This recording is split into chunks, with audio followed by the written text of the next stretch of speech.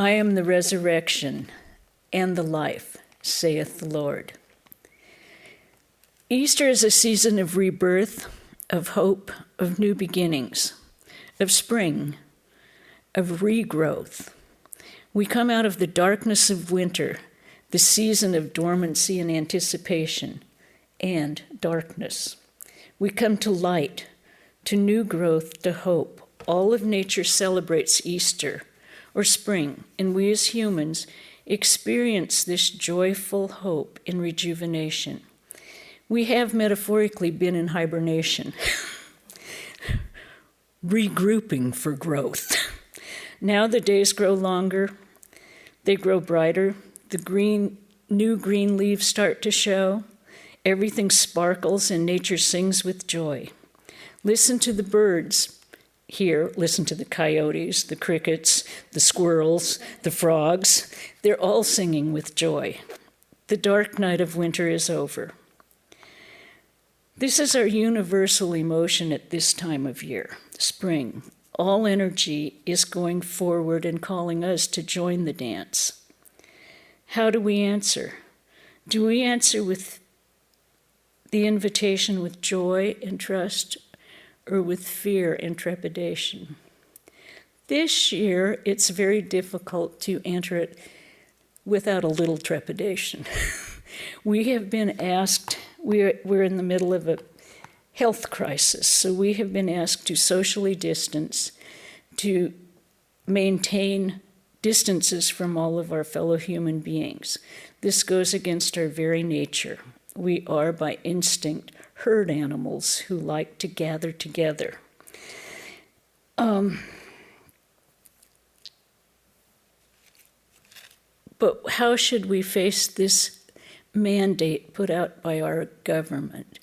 Do we look at it as something to rebel against, as many people rebel against all rules put on by outside forces? Or do we look upon it as an opportunity to make the right choice, to forego our instant gratification for the greater good of the whole, to use our discrimination in making these choices? Can we see the benefits of this pandemic? We can all see, and we're reminded daily of the negative aspects of it. But can we look deeply inside ourselves and find any positives? Can we see that we are given more time to think, basically? We are given much more time to sit down, slow down, and think about things. Go forward in the best way possible and stop blaming. So often in these kind of disasters, we look for the cause of it. Who started it? Does it really matter? No. It doesn't make one iota of difference. Our only thing is to deal with it as we see it each day. And we as Vedantists must always remember that we have created our own lives. We create our own karma. Now, if your teeth bite your tongue, who are you mad at? This is what karma is. Nothing is done to us. We have taken an active part in creating this situation. This life or last life or whatever, but this did not just happen to us. So one thing we get the opportunity to do is to look deep within and decide how we are going to act, not react. Many of you already know that I collect sayings. I grab them out of anything I read or anything I hear. And one of my favorites that I say to myself in situations like this is, experience is not what happens to you, it's what you do with it. So events do not happen to you. You always have the choice of how to act rather than react. I was reading a new book it's not a new book for me, by Eknath Easwaran called Strength in the Storm. Transform stress, live in balance, and find peace of mind. This book of Easwaran's basically tells what to do with events that happen and maintain that balance and peace of mind. This has been a huge topic for probably the history of mankind. How to reduce anxiety, how not to worry. I mean, I can remember when I was a child in the 50s, and my grandmother was reading Norman Vincent Peale's How Not to Worry and Start Living. All the New Age psychologists and people who are helping us are all trying to tell us how to steady our minds, how to gain peace of mind, how to not live basically in the future or the past, how to live now. Sociologists have been trying to tell us, psychologists have been trying to tell us, Patanjali's yoga aphorisms have tried to tell us, the Bhagavad Gita has tried to tell us. What does it take for us to get it through our heads? Does it take a pandemic? Because I remember one time saying, if we don't learn by circumstances and give up certain things, God will take them away from you, so you have to learn how to deal with it. According to, if we look back in history, we have survived centuries of disease, war, disasters. We have the capability of doing it. Humankind has survived. We have adapted. We have continued. But how do we do that? Who does it? It's by disciplining our minds, not letting our minds run free and be taken by every single event that happens, because we don't find our own self if we're wandering. As one of our nuns said, if you don't know what direction you're going, you're probably not going to get there. So how do we discipline our minds? Well, the same way you learn any discipline. Mostly we find a teacher or a book that catches our attention. One has to catch our attention. If the book catches your attention first, then find a teacher. Because this is what we do with all subjects. We don't try and reinvent the wheel every time we go out the door. Then once we have a teacher, the teacher can help you in finding your own path. A good teacher will not impose their path upon you. They will help you develop your spirituality from the place that you are, in helping you make choices, in helping you change habits. They will just help you. We call them a guru here. And they will usually give you a mantra to say. But they will also watch you in your progress. And if you start to veer off, they will kind of gently, or sometimes not so gently, show you where you're veering off. Now, in the words of St. Paul, we call these things austerities, trying to follow these rules and do all of this. In the words of St. Paul, the spiritual life requires renewing the mind. And this is achieved by a gradual, entire readjustment of the outlook and habits. For impurities of the mind are nothing else but the habits of life and thought. And to overcome one set of habits, one must form another and contrary set of habits. This process consists in the practice of, and then I'm going to paraphrase, the accessory disciplines of yoga, study, and dedication, of the fruits of your works to God. In other words, lessening your own ego. Now, according to Ishwaran in his book,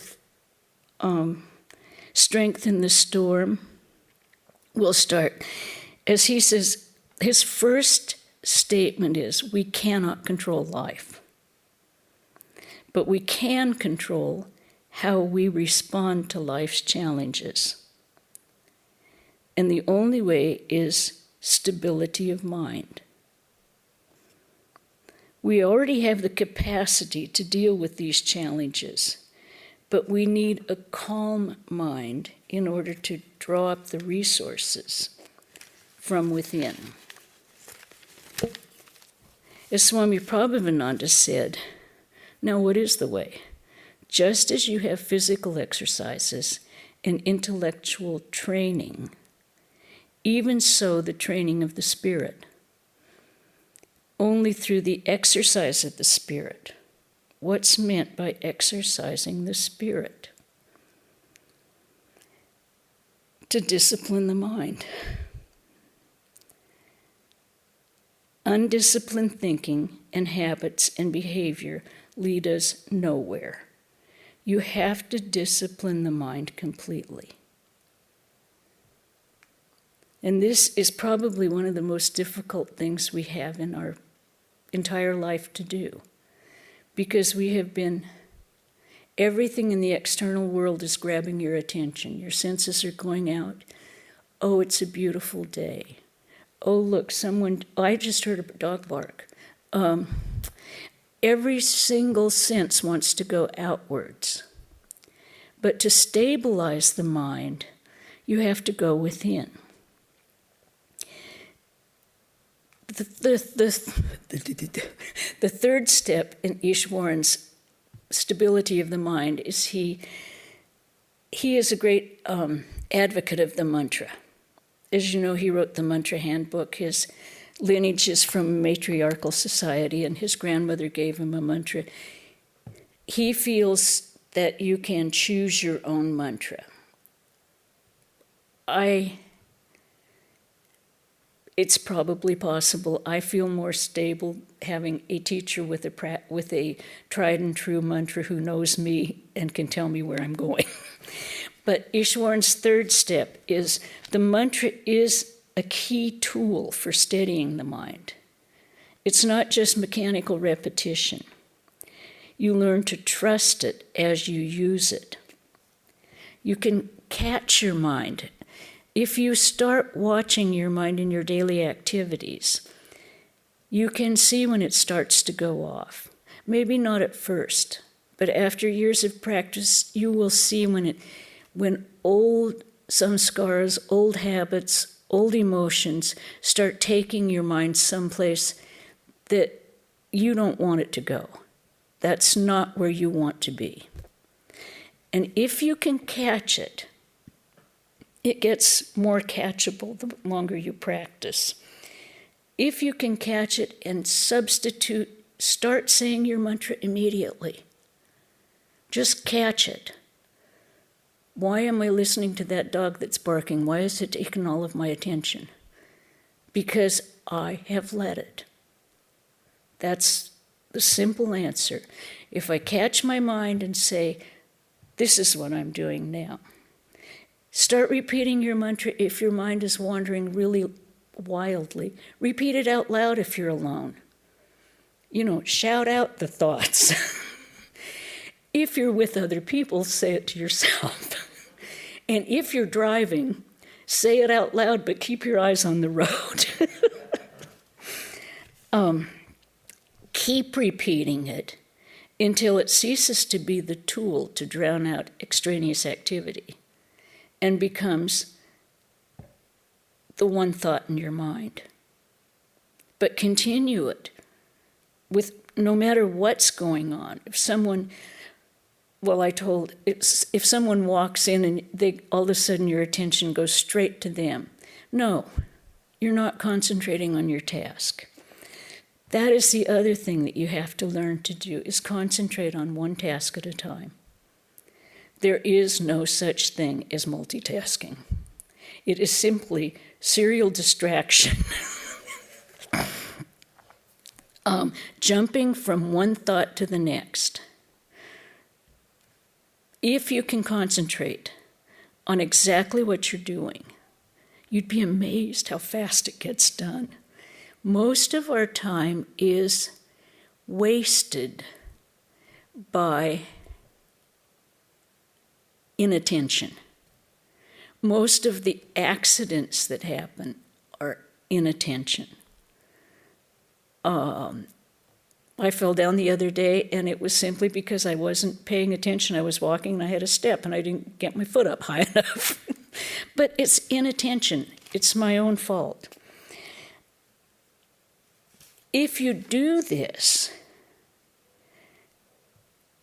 letting your mind become distracted makes for a very uncalm and unsteady mind. If you're listening to someone reading, listen. Listen with everything they have to say. This is a hard one for me because I jump ahead. But it's a long time practice that I am working on, listening completely. If you can give that concentration and attention, the burdens of your past and your future, anxieties, worries, resentment, guilt, they will disappear because they're not there in that moment. I mean, all these things about live in the present, how many of us actually do that without thinking about something else?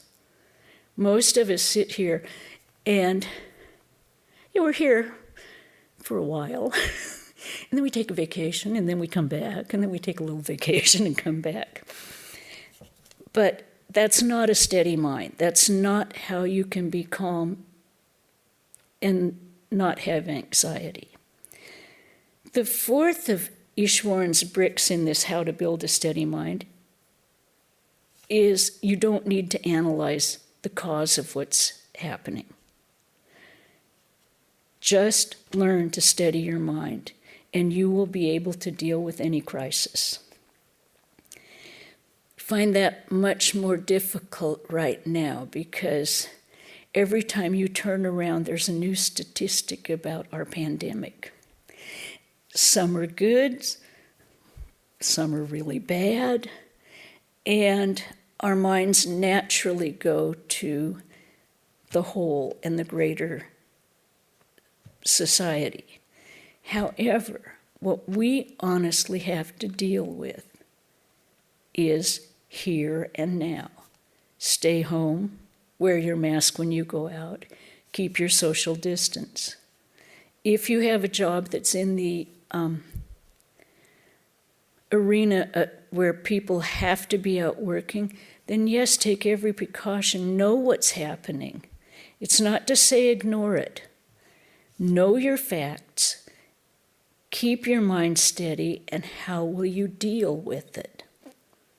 If we find ourselves getting worked up by the constant repetition of the news and the statistics, and I have noticed that they're starting to show the same pictures over and over again in the newsreels. So I'm not sure how much is new news. I do keep track of the statistics every day. Think about things that we can do instead of feed the negativity of the situation. How can we think of positive things to do? There are so many groups that are doing positive things in the face of this. I do appreciate when the news programs start showing you the good news and the people who help and the things that people have thought of. So many people, all of a sudden, when they found out there were no masks for the health caregivers, they started making masks. Now, that freed up the ones that the health care people needed. Yes, they're in short supply. But those are things that can can connect us rather than give us a negative, selfish thought of, oh, I've got to just take care of myself. I can't take care of anyone else. Oh, God, I might get sick. I might die. Yeah, we will all die of one thing or another, but it's not to be worried about. If we live each day of our life as though it were the last day, what do we have to regret? We can't live anyone else's life for them. We can have extreme sympathy, we can pray for them, we can send out as many positive thoughts, and take care of yourself. We must do that. Set up a routine so that your life is not chaos. There is chaos out there at this point, but we don't have to, every single person in the United States of the world has to live in that chaos. Have a routine. You have a new chance now we have more time in your home, whether you like it or not. Many cupboards are getting cleaned that haven't been looked in. But work out a routine. People have been asking us, how are you doing up there? How's life going? And we all kind of say, well, it's actually very normal. We just don't have as many visitors. But we really do have our routine is set. Because as a convent and as our job is praying, our whole day and life revolves around the temple, the shrine, and the Lord. He's not taken a vacation. He's not gone to the hospital. He's right here for us to take care of him, and they're both waiting for us. So worship will go on every day in both the shrine and the temple. Vespers goes on every day in both the shrine and the temple. Meditation goes on every day, no matter what. Cooking for the Lord goes on every day, no matter what. Taking care of the property because it's not ours. It is the Lord's. Goes on as usual. We have a little more time to take care of some of our outside activities. We have a little more time to contact people, not in person, via phone or Zoom. As many of you know, much of the Vedanta activities, especially in Hollywood, are being live streamed, everything in the temple. Our activities in the temple are not live streamed because we have no Wi-Fi. But everyone should make an effort to keep their minds higher rather than lower. Read inspiring things. Find beautiful things. Find things that remind you of God and the best in life. As Ramakrishna said, wherever you see excellence, there is a greater manifestation of God. So look for those inspiring things.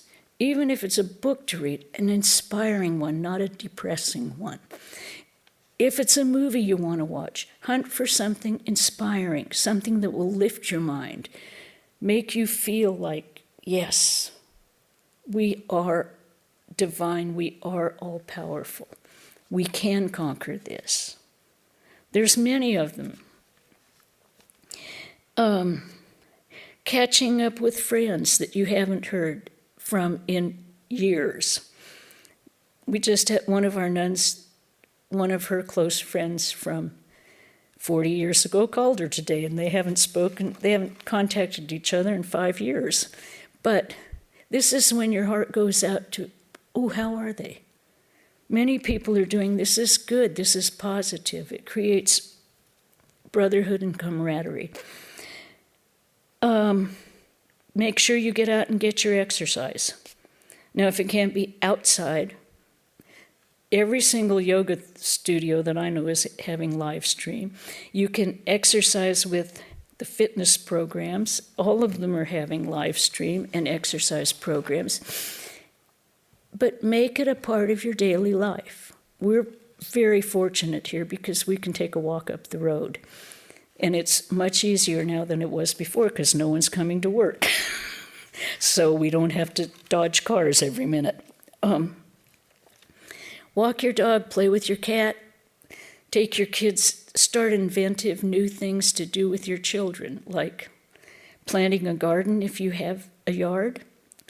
Think of different things to do that are, yes, slowed down and not on your devices all the time. I'm not saying not to be on your devices because Zoom is doing a wonderful thing of connecting people all over. It's also keeping homeschooling going, everything. But the opportunities for creativity and change are unlimited at this point. I know many people who, seems like a lot of people have taken up baking. Baking and sewing, we're going back to. We haven't started canning yet, but I'm sure it's going to come. But we can change this negativity into a positive thing. We don't need to stay there. There are so many things that we can do, and our creativity is often, we have been, in some ways, limiting it to the screen rather than to the tactile world where we live today. I mean, we can build things. You can get out and build things with your kids. You can make things. Instead of just design things online. It's kind of fun, like, why do children like Legos? Because they can see it built. It's not just a picture in front of them.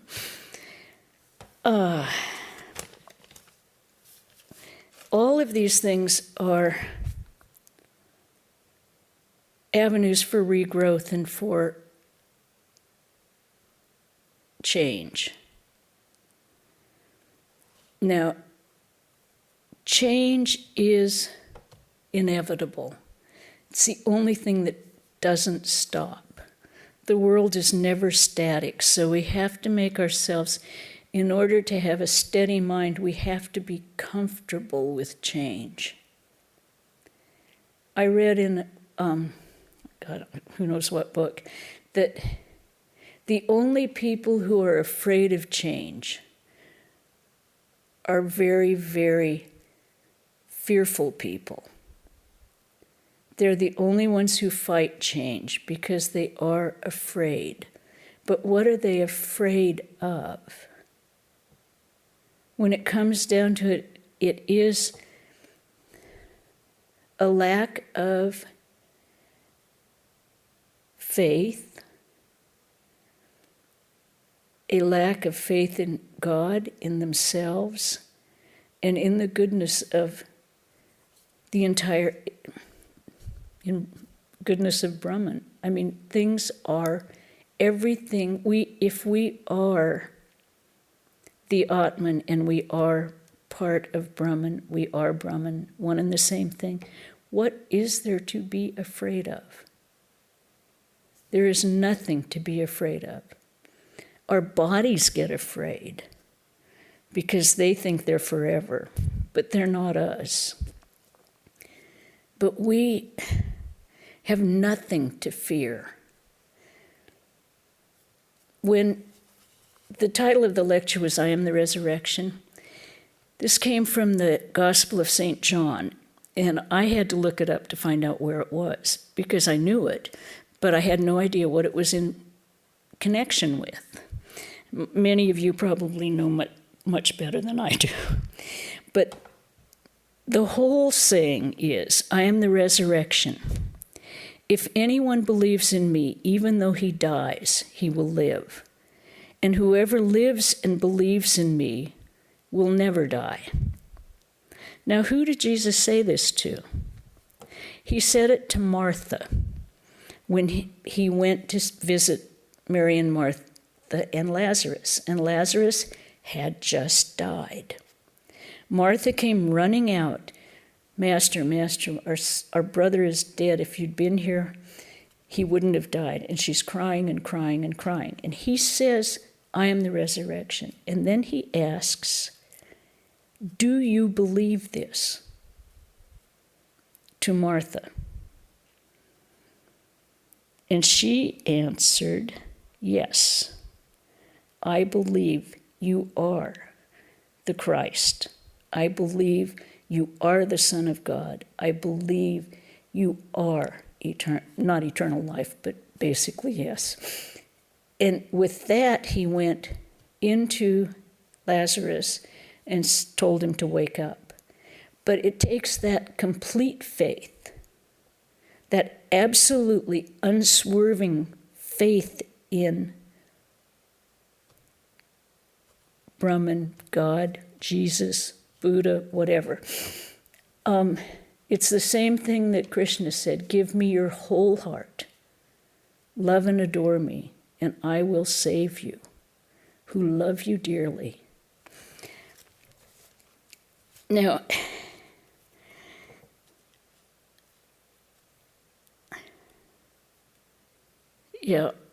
in the Vedantic perspective, what does this resurrection mean? I am the resurrection. It means that with real faith and trust in the divine, it circumvents suffering and death. Because a coward dies every minute. A brave man dies but once. If we live in fear, we are dying every single moment of our life. If we live in strength, then we have nothing to be afraid of. If we have faith in the fact that we are the Atman, that we do believe in God, this will give you a steady mind. And repetition of the mantra and meditation are what give you that faith. And this is, Ishwaran then goes on to explain, this is the most important lesson to learn from crisis. To find your center of strength within. This is why we sit down and meditate each day. This is why we say our mantras, why you hope to get your mantra constantly going through your mind, where you go to sleep with it, wake up with it. It doesn't stop. And that only happens through constant practice. If you let your mind wander off, bring it back. All of our minds wander off. Bring it back, bring it back, bring it back. It's only practice. And as we'll end with a Christian quote, as St. Teresa of Avila said, let nothing upset you. Let nothing frighten you. Everything is changing. God alone is changeless. Patience attains the goal. He who has God lacks nothing. God alone fills every need. And I hope you all have a wonderful Easter. Thank you.